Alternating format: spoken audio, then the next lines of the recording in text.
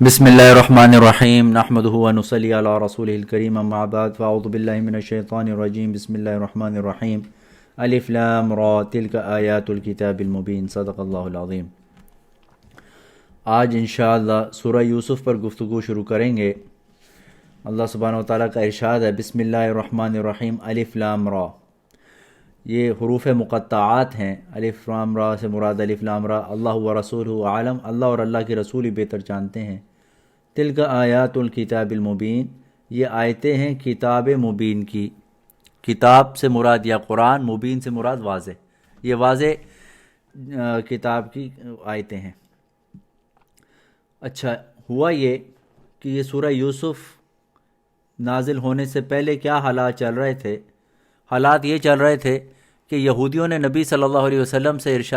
سے سوال کیا تھا کہ آپ ہمیں بتائیں کہ یوسف علیہ السلام کا کیا قصہ ہے،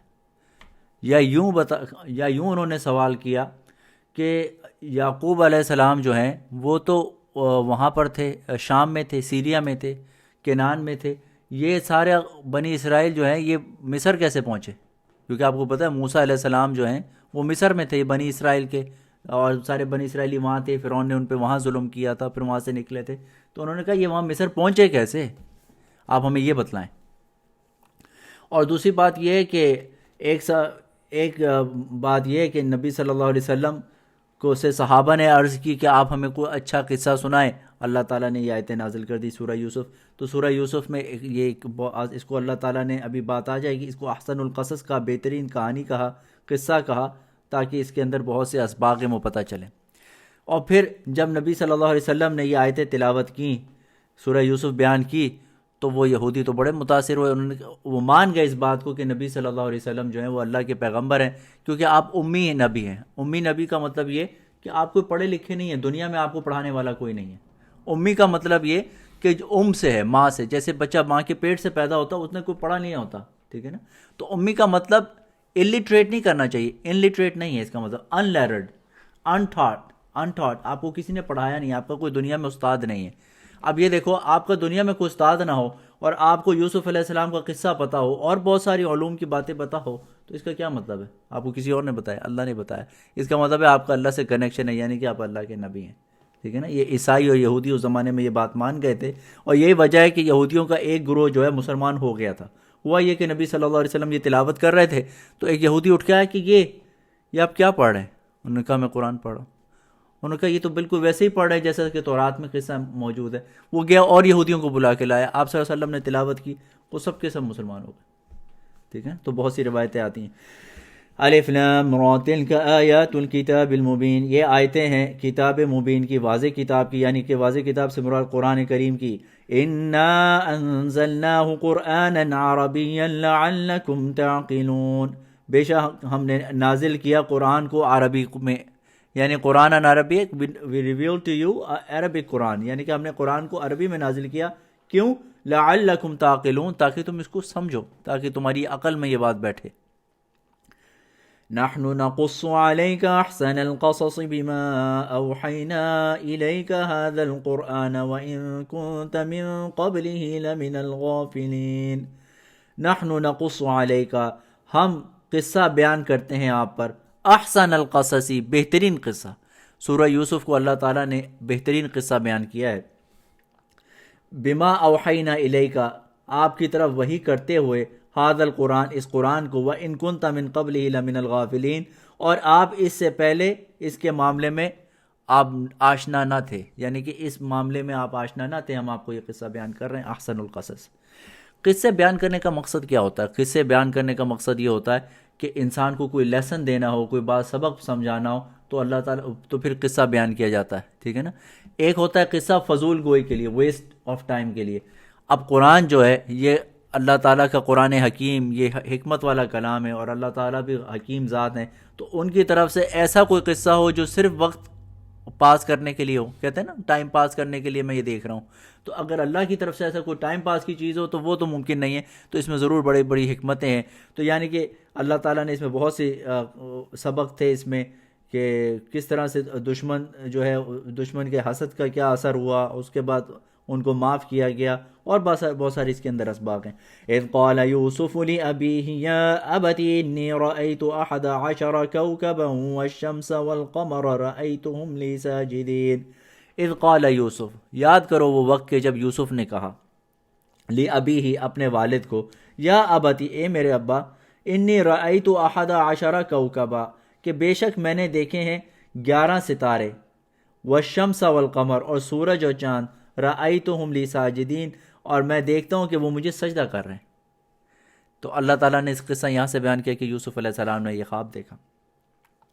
اب یوسف جو ہے یہ اب عبرانی زبان کا لفظ ہے، ٹھیک ہے نا، اور ان کے بارے میں رسول اللہ صلی اللہ علیہ وسلم نے فرمایا الکریم ابن الکریم ابن الکریم ابن الکریم، فرمایا کہ اتنی اچھی یعنی کہ نسل کا کوئی نبی، یعنی کہ اتنا اچھا پاکیزہ جو ہے نسب کا کوئی نبی نہیں ہے، کیونکہ نبی یوسف علیہ السلام کون ہیں؟ یعقوب علیہ السلام کے بیٹے ہیں، اور یعقوب علیہ السلام کون ہیں؟ اسحاق علیہ السلام کے بیٹے ہیں، اور اسحاق علیہ السلام کون ہیں؟ ابراہیم علیہ السلام کے بیٹے ہیں، یعنی خود نبی الکریم، خود پاک دامن اور نیک صالح، ابن الکریم نیک صالح کا بیٹا، ابن الکریم نیک صالح کا بیٹا، ابن الکریم نیک صالح کا بیٹا، اتنی اونچی نسب کا کوئی اور نبی نہیں ہے، یہ آپ کو جزوی فضیلت حاصل ہے۔ اور نبی صلی اللہ علیہ وسلم تو تمام نبیوں میں اوورال آپ کی فضیلت ہے، لیکن جزوی فضیلت ہوتی۔ اب مثال کے طور پہ عثمان علیہ السلام کی فضیلت یہ ہے جو کسی نبی کو بھی حاصل نہیں ہے، کہ ان کے نکاح میں ایک نبی کی 2 بیٹیاں ہیں، ٹھیک ہے نا، یہ تو کسی نبی کو بھی حاصل نہیں ہے۔ موسیٰ علیہ السلام کی نکاح میں ایک نبی کی بیٹی ہیں، شعیب علیہ السلام کی بیٹی موسیٰ علیہ السلام کی اہلیہ ہیں، ٹھیک ہے نا، لیکن عثمان علیہ السلام کا حال تو دیکھو، ایک نبی، یعنی کہ وہ بھی نبی بھی ایسا ہے جو سید الرسول، ان کی 2 بیٹیاں آپ کے گھر میں، تو اس لیے ان کو ذو النورین کہتے ہیں، 2 نور والے، تو اس کو جزوی فضیلت کہتے ہیں۔ یوسف علیہ السلام کو یہ جزوی فضیلت حاصل ہے کہ آپ بہت ہی زبردست نسب کے، آپ کے والد، آپ کے دادا، آپ کے پردادا سب نبی ہیں۔ انہوں نے کہا انی رأیت یا ابتی اے میرے ابا جی، انی رأیت 11 کوکبا میں نے 11 ستارے دیکھے، والشمس والقمر اور چاند سورج دیکھے، رأیتم لی ساجدین وہ مجھے سجدہ کرتے تھے۔ تو یہ 11 ستاروں سے کیا مراد ہے؟ یہ آپ کے بھائی تھے۔ ہوا یہ کہ یعقوب علیہ السلام کی 2 بیویاں تھیں، ایک بیوی تھی راحیل، ٹھیک ہے، اور ایک تھی لیا۔ تو آپ کو جو پہلی بیوی تھی راحیل، وہ خوبصورت بھی تھیں اور آپ کی بڑی محبوب بیوی تھیں، ان سے 2 بیٹے ہوئے تھے، یوسف علیہ السلام اور ان کے بیٹے بنیامین، اور ایک اور وائف تھیں لیا، ان کا انتقال ہو گیا تھا، پھر آپ نے ان کی بہن سے یعنی یوسف علیہ السلام کی خالہ سے شادی کر لی تھی، اور ان کے ذریعے سے 10 بچے اور تھے۔ تو یوسف علیہ السلام اور بنیامین الگ تھے اور دوسرے تھے، تو 11 بھائی ہوئے، اور شمس والقمر رأیتم لی ساجدین وہ مجھے سجدہ کر رہے ہیں۔ قال یا بنی لا تقصص رؤیاک، یعقوب علیہ السلام نے کہا یا بنیا اے میرے بیٹے، یا بنیا پیار سے کہتے ہیں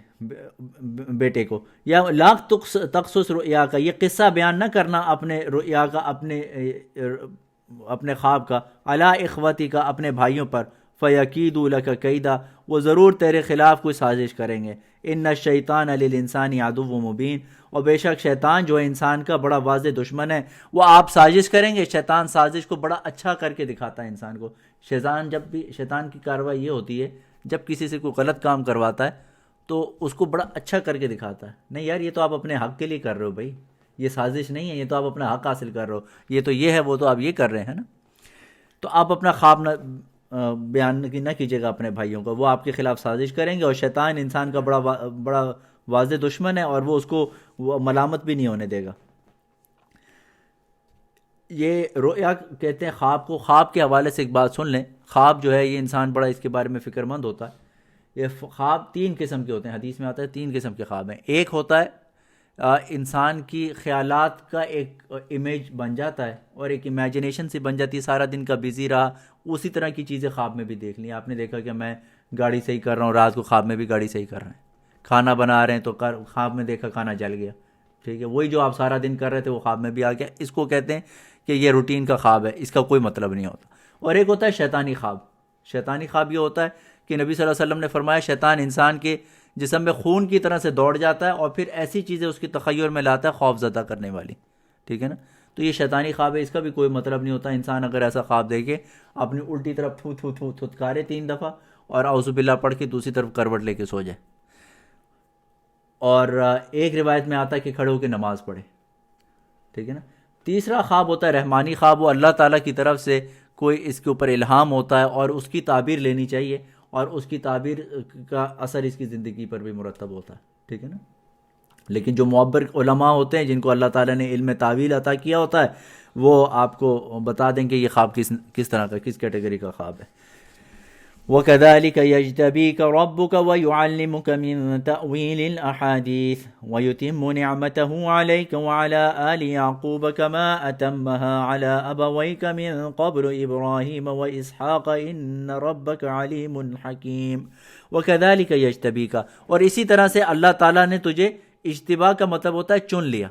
اللہ تعالیٰ تجھے چن لیں گے، ربو کا تیرا رب تجھے چن لے گا، وَيُعَلِّمُكَ مِن تَأْوِيلِ الْأَحَادِيثِ، اور تجھے تعلیم دے گا تأویل احادیث یعنی کہ خوابوں کی تعبیر کا۔ یوسف علیہ السلام کی جو خصوصیت تھی، آپ کو خوابوں کی تعبیر کا علم اللہ نے عطا کیا تھا، تو آپ کا رب آپ کو خوابوں کی تعبیر کا علم سکھائیں گے۔ وَيُتِمُّ نِعْمَتَهُ، اور اپنی نعمت آپ پر مکمل کریں گے،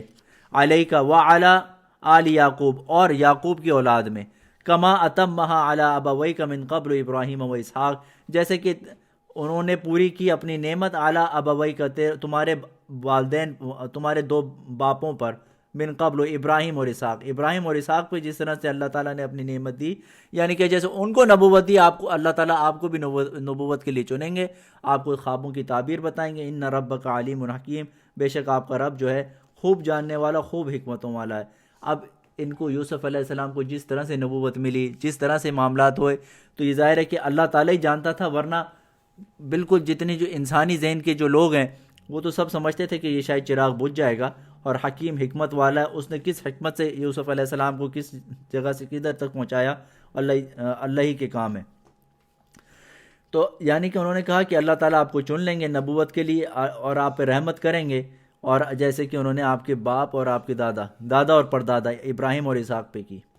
لَقَدْ كَانَ فِي يُوسُفُ وَإِخْوَتِهِ آيَاتٌ لِلسَّائِلِينَ، تحقیق یوسف اور ان کے بھائیوں میں آیات للسائلین، پوچھنے والوں کے لیے نشانیاں تھیں، یعنی کہ جن لوگوں نے سوال کیا تھا، جن یہودیوں نے سوال کیا تھا، ہمیں بتلائیے کہ یوسف علیہ السلام کا کیا قصہ ہے۔ کسی نے یہ کہا تھا کہ بنی اسرائیل جو ہے شام سے کس طرح سے پہنچ گئے مصر، ہمیں تھوڑا سا اس کے بارے میں بتلائیے۔ تو اور کچھ لوگ یہودیوں نے امتحان کے طور پہ پوچھا تھا، کیونکہ تورات میں بھی یوسف علیہ السلام کا قصہ ہے، ٹھیک ہے۔ اور جب نبی صلی اللہ علیہ وسلم نے تلاوت کیا، انہوں نے کہا یہ تو بالکل سیم ہے، تورات میں جو بات یوسف علیہ السلام کی بات کہی ہے وہی نبی صلی اللہ علیہ وسلم بھی پڑھتے ہیں۔ تو کچھ تو مسلمان ہو گئے، سب نہیں ہوئے۔ اذ قالوا ليوسف واخوه احب الى ابينا منا ونحن عصبة ان ابانا لفي ضلال مبين۔ ہوا یہ کہ یوسف علیہ السلام نے یہ خواب دیکھا، آپ ویسے بھی اپنے ابا کے بڑے چہیتے تھے، ٹھیک ہے نا، اور آپ بڑے خوبصورت اور آپ کے محبوب بیوی کے بیٹے تھے، اور اپنے والد کے بہت ہی چہیتے تھے۔ یہاں آپ نے یہ خواب بھی دیکھ لیا تو یعقوب علیہ السلام کو اور محبت ہو گئی، یعنی کہ میرا جو فیض ہے نبوت کا اب اس میں جاری ہوگا، ٹھیک ہے نا، اب میرے بعد نبوت اس کو ملے گی، جیسے میرے ابا کی مجھ پہ ملی، دادا کی ملی، تو اب نیکسٹ اس کی باری، تو ظاہر ہے بچہ اور عزیز ہو جاتا ہے۔ تو یہ سارے بھائی جو ہیں وہ جیلس ہونے لگے،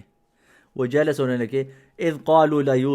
ليوسف واخوه احب الى ابينا، یاد کرو وہ وقت کہ جب ان بھائیوں نے کہا کہ یوسف اور اس کا بھائی، یوسف اور ان کے بھائی بنیامین، یہ ایک ماں سے ہیں، یوسف اور ان کا بھائی احب الى ابینا، یہ زیادہ محبوب ہیں ہمارے ابا کے لیے، ہمارے ابا ان سے زیادہ محبت کرتے ہیں، منا، ہم سے زیادہ، ونحن عصبہ، اور ہم تو بڑی جماعت ہیں،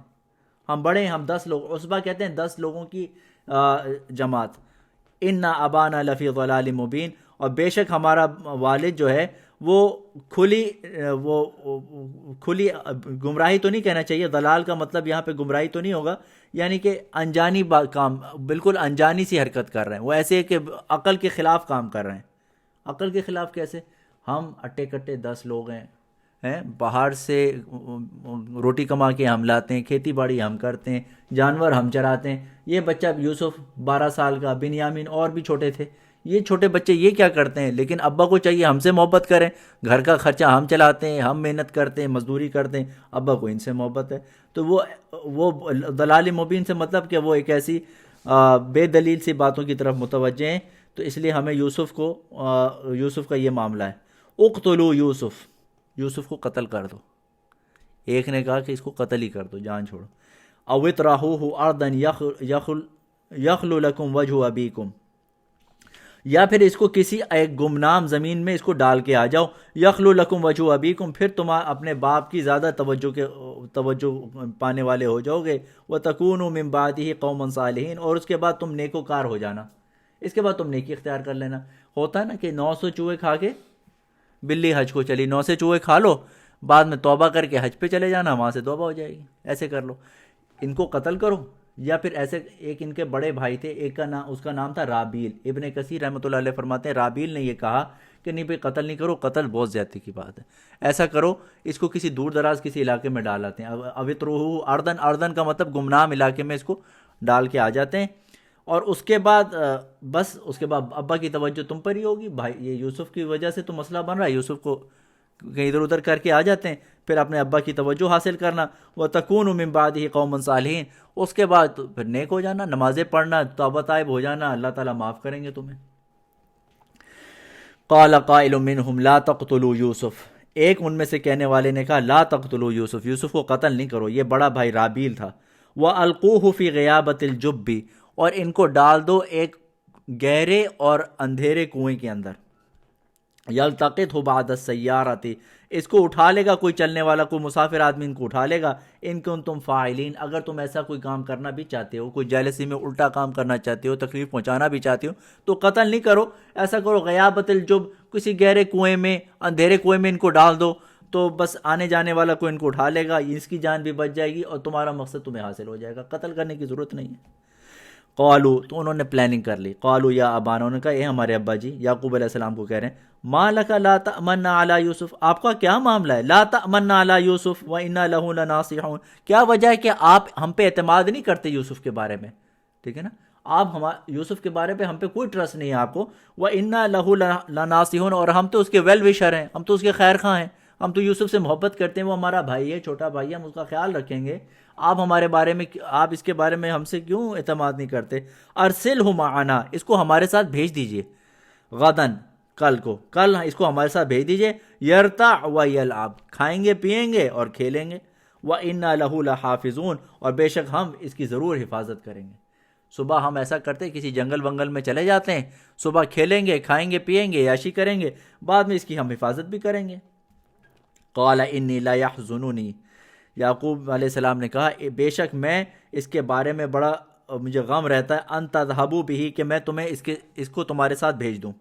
مجھے اس بات کی بڑی فکر ہے کہ میں اس یوسف کو میں تمہارے ساتھ بھیجوں، وَأَخَافُ أَن يَأْكُلَهُ الذِّئْبُ، اور مجھے یہ خوف ہے کہ اس کو کوئی بھیڑیا کھا جائے گا، وَأَنْتُمْ عَنْهُ غَافِلُونَ، اور تم اس کی طرف سے غافل رہو گے، تم غفلت برتو گے، کوئی بھیڑیا آئے گا اس کو کھا جائے گا، تم اپنے کھیل کود میں لگے رہو گے، اس بیچارے بچے کو کوئی بھیڑیا کھا جائے گا۔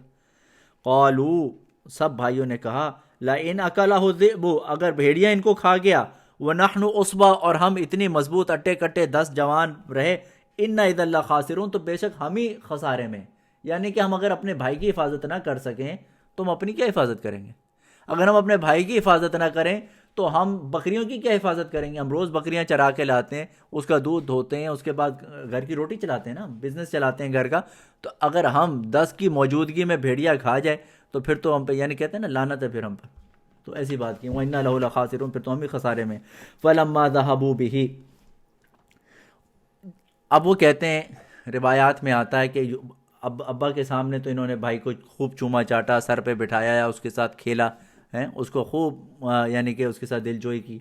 کندھے پہ بٹھا لیا، یوسف علیہ السلام کو کھیلتے کودتے لے آئے۔ جب کہتے ہیں کہ جب شہر سے ذرا دور نکلے کہ اب ان کو ابا کو کوئی پتہ نہیں چلے گا، نہ آواز پہنچے گی،